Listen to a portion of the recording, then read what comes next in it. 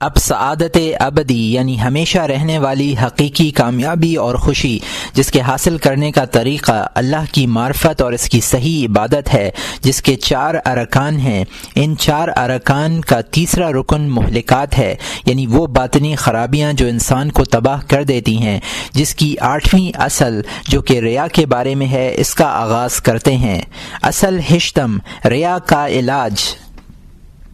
اے عزیز، معلوم ہونا چاہیے کہ خداوند قدوس کی بزرگی، بندگی اور اطاعت میں ریا کرنا بہت بڑا گناہ ہے اور شرک کے قریب ہے۔ عبادت کرنے والوں کے دلوں پر اس سے زیادہ کوئی اور بیماری غلبہ پانے والی نہیں ہے۔ عابدوں کا دل بہت جلد اس بیماری میں مبتلا ہو جاتا ہے، کیونکہ وہ چاہتے ہیں کہ جو کچھ عبادت وہ کریں لوگ اس سے واقف ہو جائیں اور ان کو پارسا اور زاہد سمجھیں، اور جب عبادت کا مقصود خلائق بن جائے تو وہ عبادت نہیں رہی بلکہ خلق پرستی ہو گئی۔ اسی طرح اگر خالق کی عبادت کے ساتھ مخلوق کی خوشنودی بھی مقصود بن جائے تو یہ شرک ہے، گویا خداوند کریم کی عبادت میں دوسرے کو شریک بنا لیا۔ اللہ تعالی کا ارشاد ہے، فَمَنْ كَانَ يَرْجُو لِقَاءَ رَبِّهِ فَلْيَعْمَلْ عَمَلًا صَالِحًا وَلَا يُشْرِكْ بِعِبَادَةِ رَبِّهِ أَحَدًا۔ ترجمہ: جو شخص خداوند تعالی کے دیدار کا آرزو مند ہو تو اس کو چاہیے کہ اپنے رب کی عبادت میں کسی کو اس کا شریک نہ بنائے۔ ایک اور مقام پر ارشاد فرمایا، فَوَيْلٌ لِّلْمُصَلِّينَ الَّذِينَ هُمْ عَن صَلَاتِهِمْ سَاهُونَ الَّذِينَ هُمْ يُرَاءُونَ۔ سورہ ماعون کی آیات ہیں۔ تو ان نمازیوں کی خرابی ہے جو اپنی نماز سے غافل ہیں اور جو دکھاوا کرتے ہیں۔ کسی شخص نے سرور کونین صلی اللہ علیہ وسلم سے دریافت کیا کہ نجات کس چیز میں ہے؟ آپ نے فرمایا کہ تو خدا کی بندگی کرے اور ریا کے واسطے عمل نہ کرے۔ حضور اکرم صلی اللہ علیہ وسلم نے یہ بھی ارشاد فرمایا ہے کہ قیامت کے دن ایک شخص کو لایا جائے گا اور اس سے پوچھا جائے گا کہ تو نے کیا اطاعت کی؟ وہ جواب دے گا کہ میں نے خدا کی راہ میں اپنی جان فدا کی اور جہاد میں مارا گیا۔ اللہ تعالیٰ فرمائے گا تو نے جھوٹ کہا، جہاد تو نے اس واسطے کیا تاکہ لوگ کہیں کہ فلاں شخص بڑا بہادر ہے، بس حکم ہوگا کہ اس کو دوزخ میں لے جاؤ۔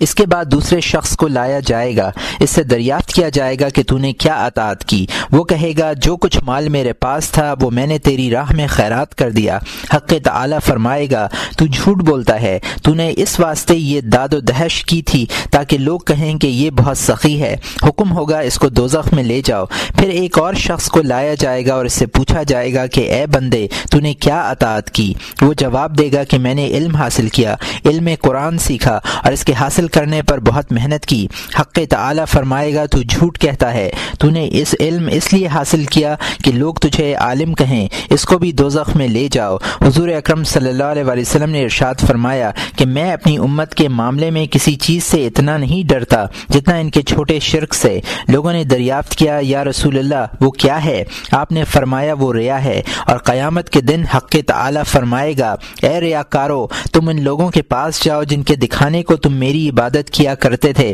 اور اپنے عمل کی جزا انہی سے مانگو۔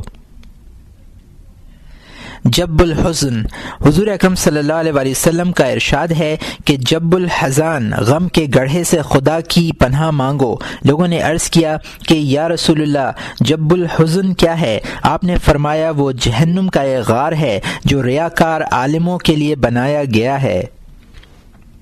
حضور سرور کونین صلی اللہ علیہ وسلم کا ایک اور ارشاد ہے کہ حق تعالی فرماتا ہے جس نے عبادت کی اور دوسرے کو میرے ساتھ شریک کر دیا تو شریک سے بے نیاز ہوں، اس واسطے میں اپنے تمام بندوں کو ایک دوسرے کا شریک بنا دیا ہے۔ اس واسطے میں نے تمام بندوں کو ایک دوسرے کا شریک بنا دیا ہے۔ حضور اکرم صلی اللہ علیہ وسلم کا ارشاد ہے کہ اس عمل کو جس میں ذرہ برابر بھی ریا شامل ہوگا حق تعالی قبول نہیں فرمائے گا۔ نقل ہے کہ حضرت معاذ رضی اللہ تعالیٰ عنہ کو حضرت عمر رضی اللہ تعالیٰ عنہ نے روتے دیکھا تو ان سے دریافت فرمایا کہ کیوں روتے ہو؟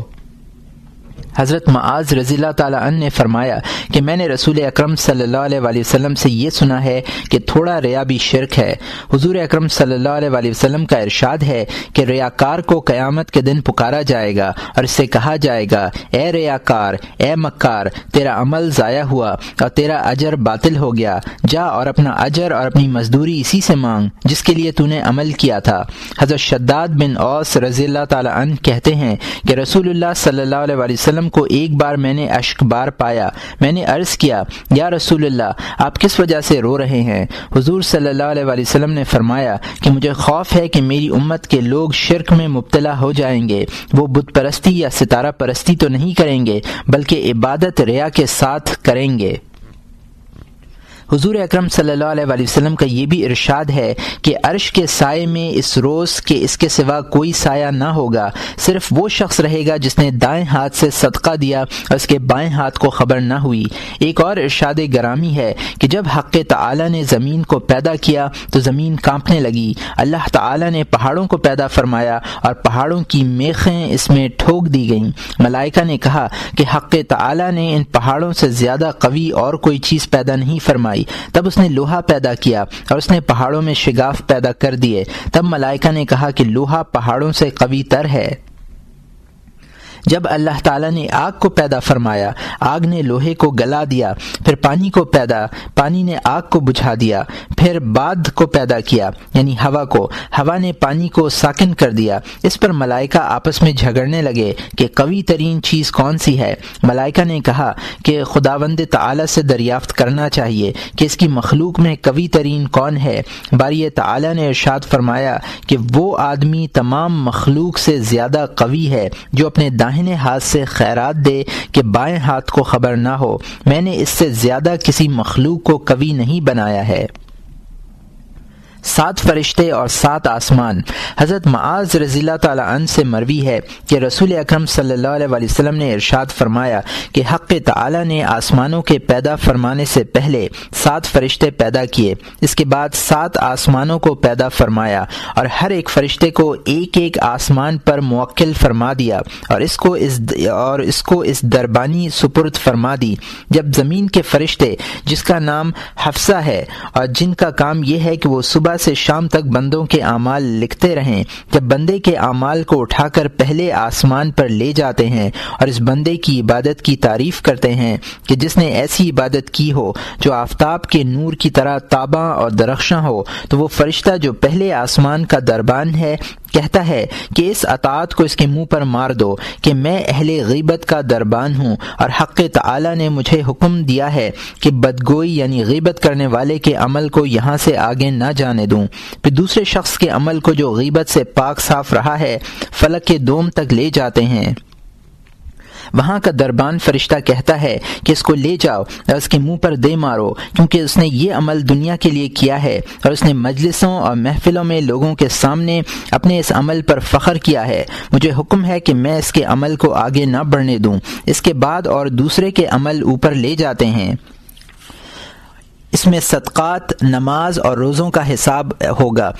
حفظہ فرشتے اس کے نور سے حیران ہوں گے۔ دوسرے آسمان سے گزر کر جب تیسرے آسمان پر پہنچے گا تو وہاں کا موکل فرشتہ کہتا ہے کہ میں تکبر کا موکل ہوں اور مجھے حکم ہے کہ میں متکبروں کے عمل کو روکوں۔ یہ شخص لوگوں کے سامنے تکبر کیا کرتا تھا، پس تکبر کے باعث تیسرے آسمان سے اس کے عمل کو بھی واپس کر دیا جاتا ہے۔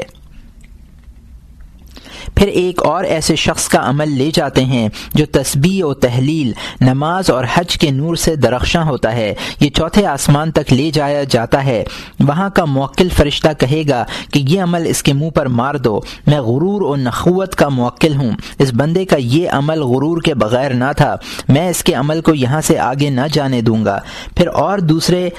کے عمل کو بلند کریں گے۔ وہ عمل حسن و جمال میں اس دلہن کی طرح آراستہ ہوگا جو سج دھج کے ساتھ شوہر کے گھر جاتی ہے۔ اس عمل کو 5ویں آسمان تک لے جائیں گے۔ وہاں کا موکل فرشتہ کہے گا کہ شخص کے عمل کو اس کے کہنے پر اس کے منہ پر دے مارو اور اس کی گردن پر ڈال دو کہ میں حسد کا موکل ہوں۔ جو کوئی علم و عمل میں شخص کے درجے تک پہنچتا تھا یہ اس پر حسد کرتا اور اس کو بیان کرتا تھا، اور مجھے حکم ہے کہ میں حاسدوں کے عمل کو آگے نہ جانے دوں۔ اب ایک اور دوسرے شخص کے عمل کو اٹھایا جائے گا، اس میں نماز، روزہ، حج و عمرہ وغیرہ درج ہوگا۔ اس کو چھٹے آسمان تک لے جایا جائے گا۔ وہاں کا موکل فرشتہ کہے گا کہ یہ عمل اس کے منہ پر مارو، کیونکہ یہ شخص کسی غریب آفت رسیدہ پر رحم نہیں کرتا تھا بلکہ شاد ہوتا تھا۔ میں فرشتہ رحمت ہوں، مجھے حکم ہے کہ میں بے رحم و سنگ دل کے عمل کو یہاں سے آگے نہ جانے دوں۔ پھر ایک شخص کے عمل کو اٹھایا جائے گا اور اس کو 7 آسمان تک لے جائیں گے۔ نماز، روزہ، نفقہ، جہاد کے سبب اس کی روشنی آفتاب کے نور کی مانند ہوگی اور اس کی بزرگی کا شور آسمانوں پر ہر طرف برپا ہوگا۔ 3000 فرشتے اس کے ساتھ چلیں گے اور 7ویں آسمان تک فرشتے کسی کو طاقت نہیں ہوگی کہ اس کو روکے۔ جب یہ 7ویں آسمان پر پہنچے گا تو وہاں کا فرشتہ اس عمل کو روک کر کہے گا کہ اس کو صاحب عمل کے منہ پر مارو اور اس کے دل پر قفل لگا دو، کیونکہ اس نے یہ عمل خالصتاً للہ نہیں کیا تھا بلکہ ان اعمال سے اس کا مقصد یہ تھا کہ علماء کے نزدیک نام و نشان اور جاہ و حشم پیدا کرے اور سارے جہان میں اس کا شہرت ہو۔ مجھے حکم ہے کہ اس کے عمل کو آگے نہ جانے دو، کہ جو عمل خالصتاً للہ نہ ہو وہ ریا ہے اور خداوند تعالی ریا کے عمل کو قبول نہیں فرماتا۔ اس کے بعد ایک اور شخص کے عمل کو لے جائیں گے، وہ 7ویں آسمان سے گزر جائے گا۔ اس میں تمام نیک اخلاق ہوں گے، ذکر و تسبیح اور ہر قسم کی عبادات ہوں گی۔ تمام آسمانوں کے فرشتے اس عمل کے جلو میں چلیں گے یہاں تک کہ وہ بارگاہ الہی تک پہنچ جائے گا اور سب فرشتے گواہی دیں گے کہ یہ عمل پاک اور با اخلاص ہے۔ اس وقت خداوند تعالی ارشاد فرمائے گا، اے فرشتو، تم اس کے عمل کے نگہبان تھے، اب میں اس کے دل کا نگہبان ہوں۔ اس نے یہ عمل میرے واسطے نہیں کیا تھا، اس کے دل میں نیت کچھ اور ہی تھی، اس پر میری لعنت ہو۔ تب وہ تمام ملائکہ کہیں گے کہ الہی اس پر تیری لعنت ہی ہو اور سب کی لعنت بھی اس پر ہو۔ اس وقت تمام آسمان اور تمام ملائکہ اس پر لعنت کریں گے۔ اس قسم کی بہت سی احادیث ریا کے بارے میں وارد ہوئی ہیں، ان میں سے یہ چند ہم نے بیان کر دیں۔ ریا کے بارے میں صحابہ کرام رضوان اللہ تعالی علیہم اجمعین کے اقوال۔ حضرت عمر رضی اللہ تعالی عنہ نے ایک شخص کو دیکھا کہ اپنا سر نیچے کیے ہوئے ہے، یعنی یہ ظاہر کر رہا ہے کہ میں پارسا ہوں۔ حضرت عمر رضی اللہ تعالی عنہ نے اس سے فرمایا، اے گردن نیچی کرنے والے، گردن سیدھی کر۔ تواضع اور خاکساری کا تعلق دل سے ہے، گردن سے نہیں۔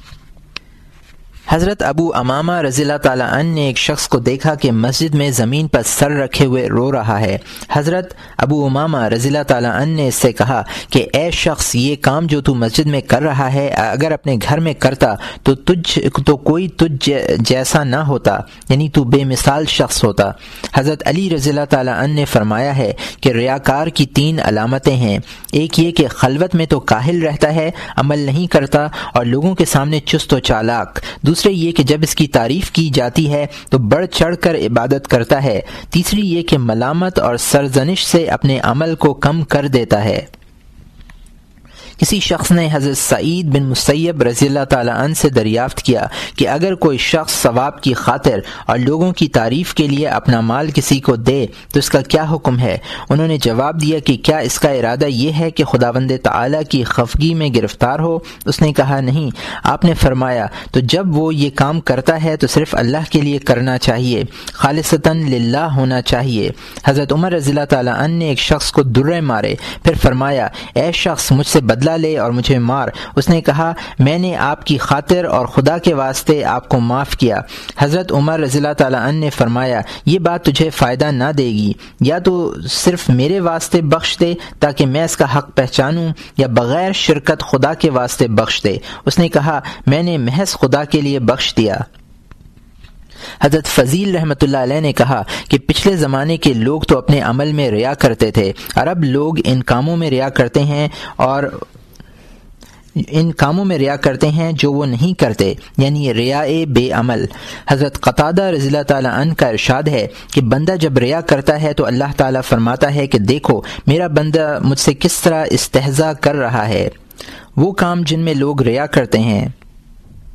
اے عزیز، معلوم ہونا چاہیے کہ ریا کے معنی یہ ہیں کہ انسان اپنے آپ کو لوگوں کے سامنے پارسا ظاہر کرے تاکہ وہ لوگ اس کی عزت کریں اور ان کے دلوں میں اس کی جگہ پیدا ہو اور اس کو نیک مرد سمجھیں۔ اور یہ اس طرح سے ہوتی ہے کہ دین میں جو کام پارسائی اور بزرگی کے ہیں ان کو مخلوق کے سامنے کرے، اور یہ 5 صورتوں میں واقع ہوتا ہے، یعنی اس کی 5 قسمیں ہیں۔ پہلی قسم کا تعلق بدن کی ظاہری صورت سے ہے، مثلا آدمی اپنا چہرہ زرد بنا لے تاکہ لوگ سمجھیں کہ یہ شب بیدار رہا ہے، یا خود کو دبلا اور کمزور بنا لے تاکہ لوگ سمجھیں کہ بہت عبادت کی ہے، یا ہر دم غصہ اور جھنجھلاہٹ میں رہے تاکہ لوگ سمجھیں کہ اس کو ہر وقت دین کا غم لگا رہتا ہے اور اس غم کے باعث یہ حال ہو گیا ہے۔ اپنے بالوں میں کنگھی نہ کرے تاکہ لوگ خیال کریں کہ دینی مصروفیت سے اس کو اتنی فرصت ہی نہیں ملتی کہ شانہ بھی کر سکے، اور خود سے اس قدر غافل ہے، بات کرتا ہے تو بہت آہستہ سے کرتا ہے، بلند آواز سے نہیں بولتا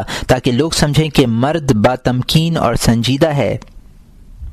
اپنے ہونٹوں کو خشک رکھتا ہے تاکہ خیال کریں کہ روزے دار ہے، جبکہ ان تمام کاموں کا سبب اور ان کی علت لوگوں کا گمان اور پندار ہے، تو ان کے ظاہر کرنے میں دل کو لذت اور حلاوت حاصل ہوتی ہے۔ اسی باعث سرور کائنات صلی اللہ علیہ وسلم نے ارشاد فرمایا ہے کہ جب کوئی شخص روزہ رکھے تو چاہیے کہ بالوں میں شانہ کرے یعنی کنگھی کرے، اور لبوں کو چکنا کرے یعنی تیل لگائے اور سرما لگائے تاکہ یہ معلوم نہ ہو کہ روزے دار ہے۔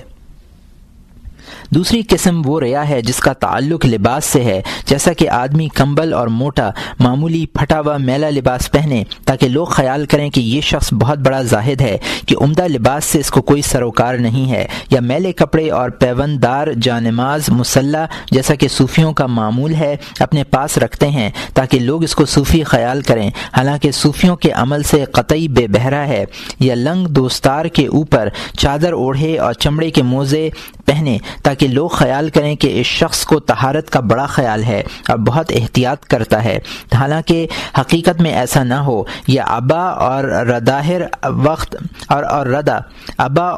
ہر وقت اپنے پاس رکھتا ہو تاکہ لوگ خیال کریں کہ یہ عالم ہے، حالانکہ وہ عالم نہیں ہے۔ لباس میں ریا کرنے والے 2 قسم کے لوگ ہیں۔ ایک گروہ تو ان لوگوں کا ہے جو عوام الناس کی عقیدت کے در پہ رہتا ہے اور ہمیشہ کے لیے پرانے اور میلے کپڑے پہنتا ہے۔ اگر ان لوگوں سے کہا جائے کہ تم لوگ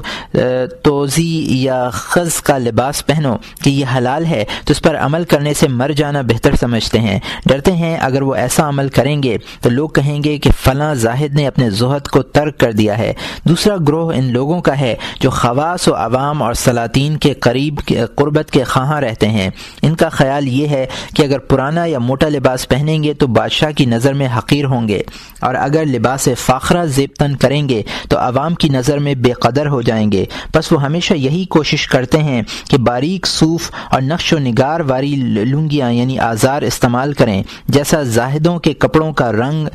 ہوتا ہے، تاکہ عوام اس کو زاہدوں ہی کا لباس خیال کریں اور بظاہر وہ گراں قیمت معلوم ہو، تاکہ عمرہ اور سلاطین حقارت سے ان کے لباس کو نہ دیکھیں۔ اگر تم ان سے کہو کہ تم لوگ موٹے ریشم کا ایسا لباس پہن لو جو تمہاری ان آزاروں یعنی لنگیوں سے قیمت میں کم ہے تو وہ تمہاری اس بات کو ہرگز قبول نہیں کریں گے۔ الغرض یہ لوگ ہر ایسے لباس کے پہننے سے بچیں گے جس کے استعمال کرنے سے لوگ یہ سمجھنے لگیں کہ انہوں نے زہد کو ترک کر دیا ہے، اور یہ احمق لوگ دل میں خیال کرتے ہیں کہ زاہدوں کا یہ حلال لباس بازار میں پہن کر نکلنا مناسب نہیں ہے اور گھر میں مخفی طور پر اس کو پہننا ہے، اور وہ یہ نہیں سمجھتا کہ اس طرح بندوں کی پرستش کرتا ہے، اور اگر کبھی اس کو اس بات کا خیال آتا ہی ہوگا تو وہ اس کی پرواہ نہیں کرتا۔ ریا کی تیسری قسم کا ریا وہ ہے جو گفتار اور بول چال سے ظاہر ہو، مثلا ہر وقت اپنے لبوں کو جنبش دیتا رہتا ہے تاکہ لوگ خیال کریں کہ یہ شخص ایک لہجہ کے لیے بھی ذکر سے غافل نہیں ہے۔ ممکن ہے کہ وہ ذکر کرتا بھی ہو لیکن دل میں ذکر کرنے اور لبوں کو جنبش نہ دینے پر راضی اور تیار نہیں ہوتا، کیونکہ سمجھتا ہے کہ اگر وہ لب نہیں ہلائے گا اور صرف دل میں ذکر کرے گا تو لوگوں کے اس کے معروف ذکر ہونے پر آگاہی نہیں ہوگی، اور جس طرح وہ لوگوں کے سامنے اجتناب کرتا ہے اسی طرح خلوت اور تنہائی میں نہیں کرتا، یا اس نے صوفیوں کی باتیں سیکھ لی ہیں اور ان کو بیان کرتا رہتا ہے تاکہ لوگ سمجھیں کہ علم تصوف میں بڑا کامل ہے، یا ہر وقت سر کو ہلاتا اور جھکاتا رہتا ہے تاکہ لوگ سمجھیں کہ حالت وجد میں ہے، یا ہر وقت آہیں بھرتا رہتا ہے، اداس اور غمگین رہتا ہے تاکہ لوگ سمجھیں کہ دین اسلام کا غم کھا رہا ہے، یا بہت سی احادیث اور حکایات صحابہ رضی اللہ عنہم سیکھ لی ہیں اور ان کو بیان کرتا ہے تاکہ لوگ خیال کریں کہ بہت بڑا عالم ہے اور اس نے بہت سے شیوخ زمانہ کو دیکھا ہوگا اور بہت سیر و سیاحت کی ہوگی۔ ریا کی چوتھی قسم کا ریا وہ ہے جو اطاعت الہی میں کیا جائے۔ مثلا کوئی شخص دور دراز سے اس کے پاس ملنے آیا تو اس کے سامنے نماز اچھے طریقے سے ادا کرے، سر کو خوب جھکائے، رکوع و سجود میں وقفے کو طویل کرے اور ادھر ادھر بالکل نظر نہ کرے، خیرات دے تو لوگوں کو دکھا کر دے۔ اس طرح کی اور بہت سی باتیں ہیں۔ مثلا رفتار میں آہستگی اختیار کرے اور سر کو آگے جھکائے رکھے، اور اگر تنہا ہو تو تیز رفتاری سے کام لے، ادھر ادھر دیکھتا جائے، اور جب کوئی شخص دور سے اس کی طرف آتا ہوا نظر آئے تو آہستہ چلنے لگے۔ ریا کی پانچویں صورت یہ ہے کہ لوگوں پر ظاہر کرے کہ میرے مرید اور شاگرد کثرت سے ہیں اور کئی عمراء میری ملاقات کو اپنی سعادت جان کر آتے ہیں، علماء میری عزت و تکریم کرتے ہیں اور مجھے اچھی نظر سے دیکھتے ہیں۔ کبھی کبھار اس طرح باتیں کرنے لگتا ہے، اور اگر کسی کے ساتھ جھگڑا ہو گیا تو مخاطب سے کہتا ہے کہ بتا تو تیرا پیر کون ہے اور تیرے مرید کتنے ہیں؟ میں تو اتنے پیروں سے ملا ہوں اور فلاں مرشد کی خدمت میں اتنا رہا ہوں، تو نے بھی کسی کو دیکھا ہے؟ غرض یہ کہ اس قسم کی باتیں کرتا ہے اور اس کے لیے بہت سے دکھ اٹھاتا ہے۔ کھانے پینے میں ریاکاری بہت آسان ہے۔ مثلا راہب کی طرح اپنی خوراک بہت کم کر دے تاکہ لوگ اس کی یہ کم خوراکی دیکھیں اور اس کی تعریف کریں۔ ایسے کام پارسائی کے اظہار کی خاطر عبادت میں حرام ہیں، کیونکہ زہد اور پارسائی محض اللہ کے لیے ہونی چاہیے۔ البتہ ایسے کام جو داخل عبادت نہیں ہیں اگر خلق میں مقبول ہونے یا کسی مرتبے کو حاصل کرنے کے لیے کرتا ہے تو روا ہے۔ جیسے گھر سے باہر نکلنے کے وقت اگر اچھے لباس سے آپ کو آراستہ کرے تو یہ مباح بلکہ سنت ہے، کیونکہ اس سے آدمیت کی خوبی کا اظہار ہوتا ہے، پارسائی سے اس کا کوئی تعلق نہیں ہے۔ اس طرح اگر کوئی شخص لغت دانی، نحو، حساب اور طب میں جس کا تعلق طاعت و عبادت سے نہ ہو اگر اپنی فضیلت ظاہر کرے تو ایسا ریا مباح ہے، کیونکہ ریا طلب جاہ کو کہتے ہیں، اور جب یہ حد سے تجاوز نہ کرے تو مباح ہے، لیکن طاعت و عبادت میں ریا قطعی منع ہے اور درست نہیں ہے۔ نقل ہے کہ ایک دفعہ حضور سرور کونین صلی اللہ علیہ وآلہ وسلم کچھ اصحاب سے ملاقات کے لیے کاشانہ نبوت سے باہر تشریف لے جانا چاہتے تھے۔ آپ صلی اللہ علیہ وآلہ وسلم نے پانی سے بھرے ہوئے گھڑے میں روئے مبارک دیکھ کر اپنا امامہ مقدس اور منہائے مبارک درست فرمائے۔ ام المومنین حضرت عائشہ رضی اللہ تعالی عنہا نے عرض کیا، یا رسول اللہ، کیا آپ خود کو سنوار رہے ہیں؟ حضور صلی اللہ علیہ وآلہ وسلم نے فرمایا، ہاں، حق تعالی اس بندے کو دوست رکھتا ہے جو بھائیوں کی ملاقات کو جاتے وقت اچھی پوشاک پہنے اور خود کو سنوارے۔ اگرچہ حضور صلی اللہ علیہ وسلم کا خود کو سنوارنا عین دینداری کی علامت تھی، اس لیے کہ آپ کو بارگاہ الہی سے یہ حکم ہوا تھا کہ لوگوں کی آنکھوں اور دلوں میں اپنے آپ کو سنواریں تاکہ وہ آپ کی طرف مائل ہوں اور آپ کی اقتدا کریں۔ بائیں ہمہ اگر کوئی شخص ایسا شان و تحمل کے واسطے بھی کرے، شان و تجمل کے واسطے بھی کرے تو روا ہے بلکہ سنت ہے۔ اس کا ایک فائدہ یہ ہے کہ اگر آدمی خود کو پریشان صورت اور آدمیت کے جامے سے باہر رکھے گا تو لوگ اس کی غیبت کریں گے اور اسے نفرت کا اظہار کریں گے، اس طرح وہ اس غیبت اور نفرت کا موجب اور سبب خود ہی ہوا۔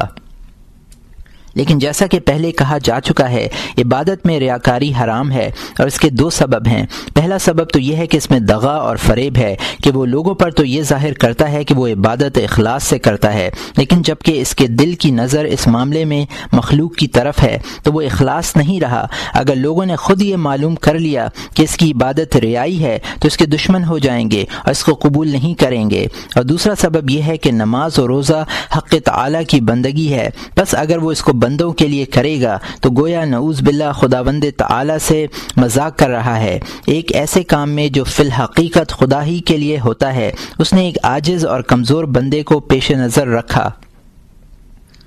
اس کی مثال تو یہ ہے کہ ایک شخص بادشاہ کے حضور میں اس کے تخت کے سامنے بظاہر خدمت کے لیے کھڑا رہا، لیکن اس کا حقیقی مقصد اور اصل منشا یہ تھی کہ بادشاہ کی لونڈی اس کو دیکھے۔ بادشاہ پر تو وہی ظاہر کرتا ہے کہ میں خدمت میں کھڑا ہوں، حالانکہ اس کا مقصد دوسرا ہی ہے۔ اس طرح وہ بادشاہ کا مذاق اڑا رہا ہے کہ اس کی دوسری غرض بادشاہ کی لونڈی کا اس کی طرف دیکھنا، پہلی غرض خدمت شاہ سے اہم ہے۔ اسی طرح اگر کوئی شخص نماز جتلانے اور دکھاوے کو پڑھتا ہے تو واقعی میں اس کا رکوع و سجود مخلوق کے واسطے ہوگا، خالق کے لیے نہیں ہوگا، اور ظاہر ہے کہ اگر آدمی کو صرف تعظیم ہی کے لیے سجدہ کیا جائے تو یہ شرک ظاہری ہے۔ اگر آدمی کی تعظیم کے ساتھ ہی ساتھ وہ اپنی قبولیت کا بھی طالب ہے اور چاہتا ہے کہ اس کا سجدہ خدا کے حضور میں ہو اور ساتھ ہی ساتھ قبولیت خلق بھی حاصل ہو تو اس ریا کو شرک خفی کہتے ہیں۔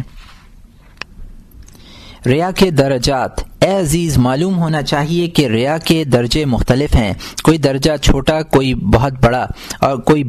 کوئی سب سے بڑا ہوتا ہے، اور درجات کے یہ اختلاف 3 اصول یا وجوہ سے پایا جاتا ہے۔ اس کی پہلی اصل یہ ہے کہ ریا میں ثواب بالکل مقصود نہ ہو، جیسے ایک شخص نے نماز پڑھی اور روزہ رکھا، اگر وہ اکیلا ہوتا تو یہ کام نہ کرتا۔ یہ سب سے عظیم ریا ہے۔ اس ریا پر عذاب بھی بہت بڑا اور سخت ہوگا۔ کبھی ایسا ہوتا ہے کہ ریاکار کو اپنے عمل پر ثواب بھی مقصود ہوتا ہے۔ ہاں، اگر وہ تنہا ہوتا تو نہ نماز پڑھتا اور نہ روزہ رکھتا۔ ریا کا یہ درجہ بھی پہلے درجے سے قریب تر ہے، اور ثواب کا یہ ضعیف ارادہ اس کو غضب الہی سے نہ بچا سکے گا، یعنی اس پر غضب الہی نازل ہوگا۔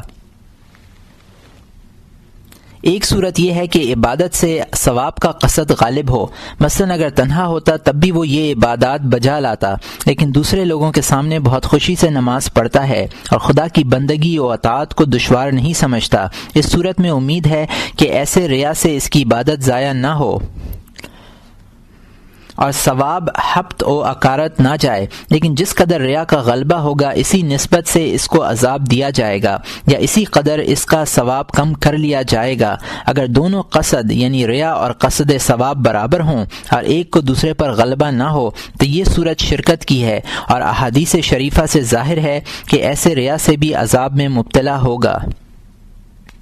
اختلاف کی اصل دوم کا تعلق اس چیز سے ہے جس میں ریا کیا جاتا ہے، اور وہ خداوند تعالی کی طاعت اور بندگی ہے۔ اس کی 3 قسمیں ہیں۔ پہلی قسم وہ ریا ہے جو اصل ایمان میں کیا جاتا ہے، اور ایسا ایمان منافق کا ہے، اور اس کا انجام کافر سے بھی بدتر ہے، کیونکہ ایسا شخص باطن میں بھی کافر ہے اور ظاہر میں بھی دغا کرتا ہے۔ ایسے لوگ ابتدائے زمانہ اسلام میں کثرت سے تھے، عرب شاذ و نادر ہیں، البتہ اباحتی اور ملحد جو شریعت اور آخرت کے منکر ہیں اور اعلانیہ شرع کے خلاف عمل کرتے ہیں، یہ لوگ بھی منافقوں میں داخل ہیں اور یہ ہمیشہ دوزخ میں رہیں گے۔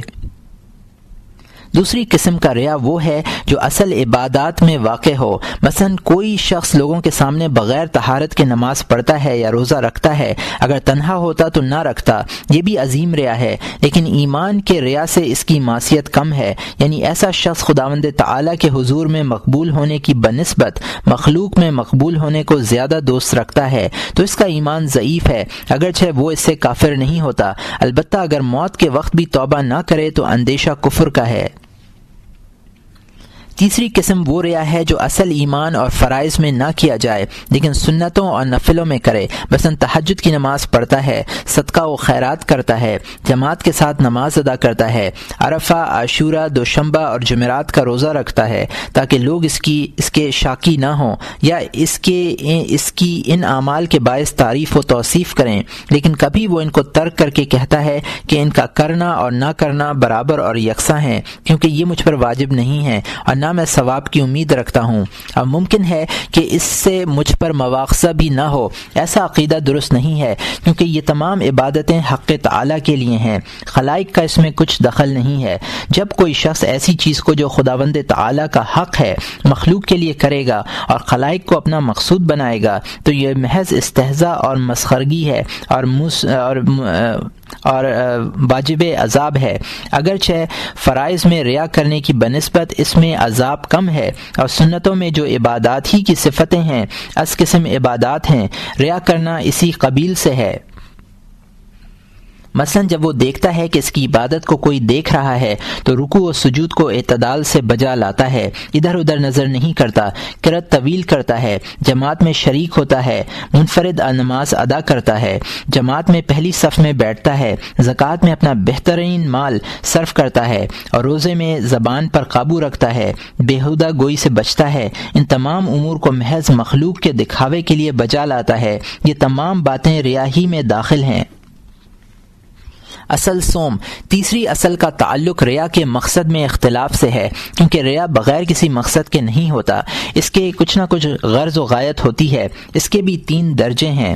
پہلا درجہ یہ ہے کہ ریا کا مقصد ایسے مرتبے اور جاہ کا حصول ہو جو اس کو ایک فسق اور معصیت تک پہنچانے کا ذریعہ بن جائے۔ اس کی مثال یہ ہے کہ اپنی امانت داری اور پرہیزگاری ثابت کرے اور شبہ کی چیزوں سے بھی احتراز کا اظہار کرے، اور ان باتوں سے مقصد یہ ہو کہ اس کو بڑا دیانتدار سمجھ کر مال وقف کا انتظام، قضا کی خدمت یعنی قاضی کا عہدہ، اجرائے وصیت اور یتیم کے مال کی نگہداشت اس کے سپرد کر دی جائے تاکہ ان کاموں میں خیانت کا امکان نہ رہے،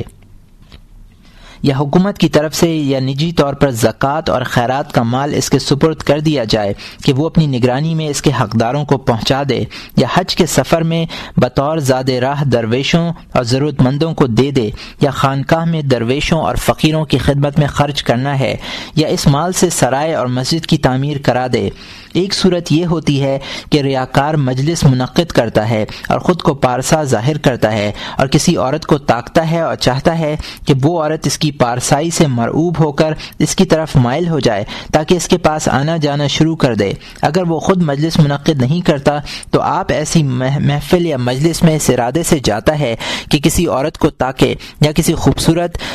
لونڈے کو دیکھے۔ یہ تمام ارادے معصیت ہیں، کیونکہ اس نے خداوند تعالی کی عبادت کا حیلہ تراش کر معصیت کا پہلو تلاش کیا، اور یہی حال اس شخص کا ہے جس پر مال میں خیانت کرنے یا عورت کی طرف مائل ہونے کی تہمت ہو، اور وہ اس تہمت اور بہتان سے برات کے لیے اپنا مال خیرات کرے اور اپنے زہد کا اظہار کرے تاکہ لوگ کہیں کہ صاحب جو شخص اپنا مال اس طرح خیرات کرتا ہو وہ دوسروں کے مال پر کیا نظر ڈالے گا۔ دوسرا درجہ یہ ہے کہ اس کا مقصود کوئی فعل مباح ہو، مثلا ایک واعظ جو خود کو پارسا ظاہر کرتا ہے اور اس سے اس کا مقصود یہ ہے کہ لوگ اس کو مال پیش کریں، یا کوئی عورت اس سے نکاح کی رغبت کرے، لیکن ایسا شخص بھی عتاب الہی سے محفوظ نہیں رہے گا۔ اگرچہ پہلے درجے کی بنسبت اس کی معصیت کم ہے، لیکن عذاب ضرور ہوگا کہ اس نے بھی خداوند تعالی کی طاعت کے بہانے سے دنیاوی متاع کی خواہش کی، حالانکہ طاعت و بندگی بارگاہ الہی سے تقرب حاصل کرنے کے لیے ہوا کرتی ہے، لیکن اس شخص نے سعادت اخروی کو دنیا طلبی کا وسیلہ بنایا تو اس طرح اس نے عبادت و طاعت میں بڑی خیانت کی۔ تیسرا درجہ یہ ہے کہ اس کو کسی چیز کی خواہش نہ ہو، طاعت و بندگی سے کوئی غرض دنیاوی وابستہ نہ ہو، لیکن اس بات سے بچتا ہو کہ اس سے کوئی ایسا عمل سرزد نہ ہو جس سے اس کی عزت و حرمت پر کوئی حرف نہ آئے، عزت و حرمت کا تحفظ پیش نظر ہو، جس طرح ہم زہاد اور صلحاء کو دیکھتے ہیں کہ اس کا ہر دم خیال رکھتے ہیں۔ مثلا اثنائے راہ میں کوئی نظر آئے تو اس کا سر جھکا ہوا پائے اور خرامہ خرامہ چل رہا ہو تاکہ لوگ اس کو دیکھ کر یہ نہ کہہ سکیں کہ یہ شخص غفلت شعار ہے، بلکہ یہ سمجھیں کہ راستہ چلنے میں بھی یہ شخص دین کے کاموں سے فارغ نہیں ہے، یا اگر اس کو ہنسی آ جائے تو اپنی ہنسی کو روک لے تاکہ لوگ اس کو ہنسوڑ اور ٹھٹے باز نہ سمجھیں، یا وہ محض اس خیال سے خوش طبعی سے الگ رہتا ہے کہ لوگ اس کو خوش طبع اور ظریف نہ کہنے لگیں، یا ہر وقت سرد آہیں بھرتا ہے اور استغفار کرتا رہتا ہے اور اس طرح کہتا ہے اللہ اللہ۔ انسان کس طرح غفلت میں گرفتار ہے، ایک مہم ہمارے سامنے ہے جس کو دیکھتے ہوئے اس کی غفلت پر تعجب ہے۔ اللہ تعالیٰ اس کے دل کے راز سے آگاہ ہے کہ وہ لوگوں کے سامنے تو اس طرح تقریر کرتا ہے، لیکن اگر وہ تنہا ہوتا تو اس طرح کبھی بھی استغفار نہ کرتا اور اس طرح دل سوزی کی باتیں نہ کرتا، یا جب اس کے سامنے کسی کی غیبت کی جاتی ہے تو وہ کہتا ہے آدمی کو چاہیے کہ اپنا ضروری کام کرے اور اپنے عیب کو دیکھے، اور اس کا یہ قول محض اس وجہ سے ہوتا ہے کہ لوگ غیبت سے بیزار جانیں، یا اس کے سامنے کچھ لوگ تراویح یا تہجد کی نماز پڑھ رہے ہیں، یا بعض لوگ دوشنبہ یا جمعرات کا روزہ رکھتے ہیں۔ اب اگر یہ ایسا نہیں کرتا ہے تو لوگ اس بات کو سستی اور ضعف عبادت پر محمول کریں گے، اس لیے وہ بھی اس نماز اور روزے میں شریک ہو جاتا ہے۔ یا وہ عرفہ یا عاشورہ کے دن روزہ تو نہیں رکھتا لیکن پیاس کے باوجود پانی نہیں پیتا تاکہ لوگ اس کو بھی روزے دار سمجھیں، یا اس کے روزہ نہ رکھنے پر واقف نہ ہو سکیں، یا جب اس سے کہا جائے کہ کھانا کھائے تو جواب میں کہے کہ مجھے ایک عذر ہے یعنی روزے دار ہوں، جبکہ حقیقت میں ایسا نہیں ہے۔ ایسی حرکت کر کے اس نے دو برائیوں کو جمع کیا ہے، ایک تو نفاق کیونکہ وہ خود روزے دار نہیں، دوسرے صاف گوئی سے بچ رہا ہے۔ صاف یہ نہیں کہتا کہ روزے دار ہوں اور اپنی عبادت کو میں ظاہر کرنا نہیں چاہتا کیونکہ اس نے یہ کہا کہ مجھے ایک عذر ہے، یہ نہیں کہا کہ میں روزے سے ہوں، اور مقصد یہ ہے کہ وہ خود کو مخلص ظاہر کرے۔ کبھی کبھار ایسا بھی ہوتا ہے کہ پیاس سے بےتاب ہو کر اس نے پانی پی لیا لیکن اپنی مشیخت اور بزرگی کے تحفظ کے لیے لوگوں سے کہا کہ کل میں بیمار تھا اس لیے آج روزہ نہیں رکھا، یا فلاں شخص نے میرا روزہ کھلوا دیا، اور لفظ فی الحال استعمال نہیں کیا محض اس اندیشے سے کہ لوگ اس کو ریا سمجھیں گے۔ کبھی ایسا ہوتا ہے کہ کچھ دیر کے بعد اثناء گفتگو میں کہتا ہے کہ ماں کا دل بہت نرم ہوتا ہے، وہ سمجھتی ہے کہ اگر بیٹے نے نفلی روزہ رکھ لیا تو مر جائے گا، یعنی میں نے محض والدہ کی خاطر سے روزہ نہیں رکھا۔ اس طرح کہتا ہے کہ جب لوگ روزہ رکھتے ہیں تو رات کو جلد سو جاتے ہیں اور ان سے شب بیداری نہیں ہوتی، یعنی میں روزہ بھی رکھتا ہوں اور شب بیداری بھی کرتا ہوں۔ غرض یہ کہ ریا کی اس نجاست کے سبب سے جو اس کے دل میں موجود ہے، شیطان اس کی زبان سے ایسی باتیں کہلواتا ہے، اور افسوس کہ ایسا قاری جاہل اس بات سے بے خبر ہے کہ اس طرح وہ اپنی جڑ کو اکھیڑ رہا ہے اور اپنی عبادت کو تباہ و برباد کر رہا ہے۔ اور یہ بات کچھ زیادہ مشکل نہیں کہ بعض ریاکار تو چونٹی کی چال کی آواز سے زیادہ پوشیدہ اور مخفی رہتے ہیں۔ بڑے بڑے ہوشیار اور ہوشمند علماء ریا کی اس چال کو نہیں پہچان سکتے، تو پھر نادان اور احمق عابدوں کا کیا مقدور ہے کہ اس کو پہچان سکیں؟ وہ ریا جو چونٹی کی چال سے بھی زیادہ مخفی ہے۔ اے عزیز، معلوم ہونا چاہیے کہ بعض ریا تو ظاہر ہیں، مثلا ایک شخص تہجد کی نماز لوگوں کے سامنے پڑھتا ہے لیکن تنہائی میں نہیں پڑھتا، یہ ریا ظاہر ہے، مخفی نہیں ہے۔ البتہ اس سے مخفی وہ ریا ہے کہ ایک شخص نماز تہجد ادا کرنے کا عادی ہے، تنہائی میں پڑھتا ہے، لیکن جب کوئی شخص اس کے سامنے موجود ہوتا ہے تو پھر وہ اس کو بڑے ذوق و شوق سے اور خضوع کے ساتھ ادا کرتا ہے، اور ادائیگی میں سستی بالکل سرزد نہیں ہوتی۔ یہ ریا بھی ظاہر ہے، چونٹی کی رفتار کی طرح مخفی نہیں، کیونکہ اس کو ہر ایک پہچان سکتا ہے۔ وہ ریا تو اس سے بھی زیادہ مخفی ہوتا ہے۔ اس کی ایک مثال پیش کی جاتی ہے کہ آدمی میں نہ نماز کا شوق افزوں ہوا اور نہ اس میں کسی قسم کی کمی واقع ہوئی، ہر شب نماز پڑھتا ہے اور فی الحال ریا کی کچھ علامت اس میں ظاہر نہیں ہوتی، لیکن اس کے دل کے اندر ریا بالکل اس طرح موجود ہے جس طرح آگ لوہے میں چھپی رہتی ہے۔ اس کی تاثیر اس وقت ظاہر ہوتی ہے جب لوگوں پر اس کا تہجد گزاری ظاہر ہو اور وہ لوگ کہیں کہ یہ شخص تہجد گزار ہے، اس وقت دل کی خوشی اور انبساط حاصل ہو۔ بس یہی خوشی اس بات کی دلیل ہے کہ اس کے باطن میں ریا چھپا ہوا ہے۔ اگر وہ اپنی طبیعت سے اس فرحت و انبساط کو رفع نہیں کرے گا تو اس بات کا ڈر ہے کہ یہ ریا کی آگ بھڑک اٹھے، اور پھر در پردہ بھی وہ یہ چاہنے لگے کہ کوئی ایسی صورت کرے کہ لوگ اس کے اس نیک عمل سے واقف ہو جائیں۔ اگر صراحتاً اظہار نہ بھی کرے تو اشارتاً اور کنایتاً اس کا اظہار کرے، اور اگر کنایتاً بھی اظہار نہ کرے تو اپنی سج دھج سے اس کا اظہار کرے اور اس کو بہت ہی خستہ حال دکھائے تاکہ لوگ سمجھ لیں کہ یہ شخص رات بھر بیدار رہا ہے۔ اور کبھی ریا اس سے بھی زیادہ مخفی ہوتا ہے، اور اس کی علامت یہ ہے کہ جب کوئی اس کے پاس آیا اور اس نے سلام میں تقدیم نہیں کی تو اس نے اپنے دل میں تعجب کیا کہ آنے والے نے سلام کرنے میں پہل کیوں نہیں کی، یا کوئی شخص اس کی تعظیم نہ کرے، یا اس کی خدمت خوشی خوشی نہ بجا لائے، یا خرید و فروخت میں اس کی خاطر ملحوظ نہ رکھے، یا بیٹھنے کے لیے اچھی جگہ پیش نہ کرے، تو اپنے دل میں متعجب ہو۔ یہ تعجب اس کے دل میں اسی پوشیدہ عبادت کی وجہ سے پیدا ہوا کہ اس کو خیال ہوا کہ مجھ جیسے عابد شب زندہ دار کی تعظیم و تکریم کرنا چاہیے تھا، بطبیب خاطر میری خدمت کرنا چاہیے تھی، اور خرید و فروخت میں میرے زہد و بزرگی کا لحاظ رکھنا چاہیے تھا۔ اس سے معلوم ہوا کہ اس کا نفس اس مخفی عبادت کے باعث تعظیم و تکریم کا خواہاں ہے، پس جب تک اس شخص کے نزدیک اس مخفی عبادت کا ہونا نہ ہونا یکساں اور برابر نہ ہوگا، اس وقت تک اس کو سمجھنا چاہیے کہ ابھی تک اس کا باطن مخفی ریا سے خالی اور پاک نہیں ہوا ہے۔ کیونکہ دنیاوی معاملات میں اگر 1,00,000 دینار کی کسی چیز کے عوض اگر کسی کو 1000 دینار دے دے تو ہرگز اس پر احسان نہیں جتائے گا کہ تیری 1,00,000 دینار کی چیز میں نے 1000 دینار میں خرید لی، یہ میرا احسان ہے، اور نہ اس سے کسی تعظیم و تکریم کی وہ آرزو کرے گا، اور تعظیم کرنا اور نہ کرنا اس کے نزدیک یکساں ہوگا۔ تو جب اس نے سعادت ابدی کے حصول کے لیے حق تعالی کی بندگی کی ہے تو پھر وہ کسی مخلوق سے کیوں اپنی عزت و تعظیم کا خواہاں ہے اور امیدوار ہے؟ اگر وہ امید رکھتا ہے تو یہی وہ مخفی ریا ہے جس کا ہم نے ابتدا میں ذکر کیا ہے۔ حضرت علی رضی اللہ تعالیٰ عنہ کا ارشاد، حضرت امیر المومنین علی رضی اللہ تعالیٰ عنہ کا ارشاد ہے کہ قیامت کے دن علماء سے پوچھا جائے گا کہ کیا تم لوگوں نے اپنا مال ارزاں فروخت نہیں کیا، اور کیا لوگوں نے تمہاری تعظیم و تکریم نہیں کی اور تم کو سلام کرنے میں تقدیم نہیں کی؟ حضرت علی رضی اللہ تعالیٰ عنہ کے اس ارشاد کا مطلب یہ ہے کہ یہ سب چیزیں تمہارے عمل کی جزا تھی جو تم نے حاصل کر لی اور اپنے اعمال کو خالص نہیں چھوڑا۔ ایک بزرگ جو مخلوق سے بھاگ کر عبادت الہی میں مشغول رہتے تھے فرماتے ہیں کہ ہم فتنے سے بھاگے تو ہیں، لیکن اس بات کا خوف ہے کہ کہیں ہمارے کام عبادت میں خلل نہ واقع ہو، اور وہ اس طرح کہ جب ہم کسی کو دیکھتے ہیں تو ہمارے دل میں یہ خواہش پیدا ہوتی ہے کہ وہ شخص ہماری تعظیم کرے اور ہمارا حق بجا لائے۔ یہی وجہ ہے کہ بے ریا عبادت گزار حضرات نے اپنی عبادت کو ایسا چھپاتے تھے جس طرح اپنی تقصیر اور اپنی معصیت کو چھپاتے ہیں، کیونکہ یہ حضرات اس بات سے بخوبی واقف تھے اور جانتے تھے کہ قیامت میں وہی عبادت مقبول ہوگی جو ریا اور غرض کے دخل سے خالی ہو۔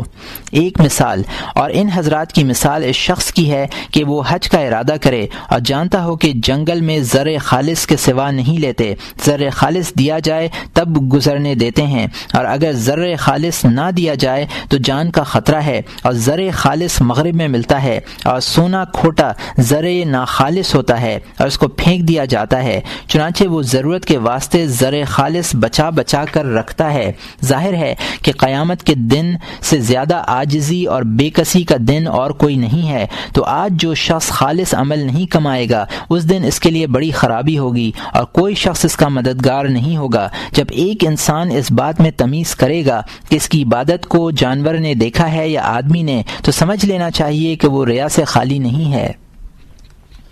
ارشاد نبی صلی اللہ علیہ وسلم، رسول اکرم صلی اللہ علیہ وسلم کا ارشاد ہے، تھوڑا اور مخفی ریا بھی شرک ہے، یعنی خدا کی عبادت میں دوسرے کو شریک کرنا ہے، اور جب اس نے خداوند تعالی کے جاننے کو کہ وہ اس کی عبادت کو جان رہا اور دیکھ رہا ہے کافی نہیں سمجھا، جب ہی تو دوسرے کا علم اس کی عبادت پر اثر انداز ہوا۔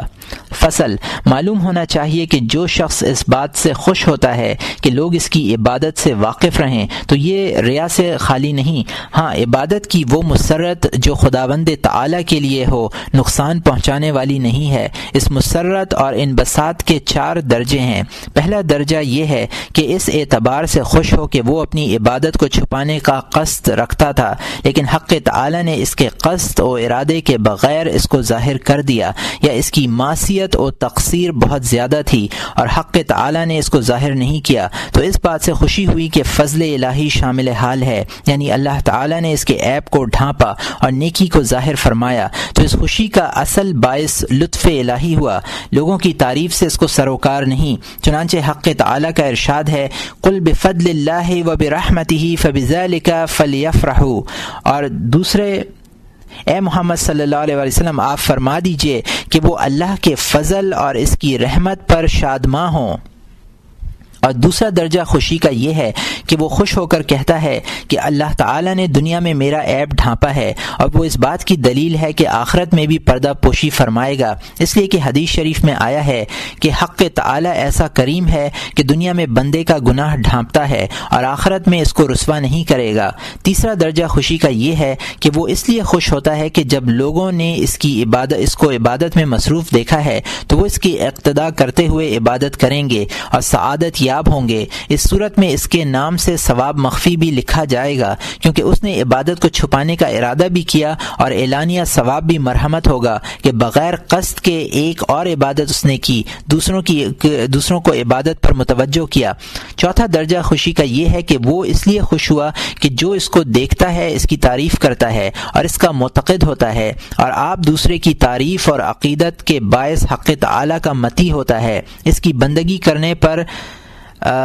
مسرور و شادماں ہوتا ہے۔ اس کی یہ خوشی اس لیے نہیں ہوتی کہ دیکھنے والے کے دل میں اس کو قبولیت حاصل ہوئی۔ اس اخلاص کی پہچان یہ ہے کہ اگر وہ دوسرے کی اطاعت و بندگی سے مطلع ہو تو اس کو خوشی و خرمی ہو۔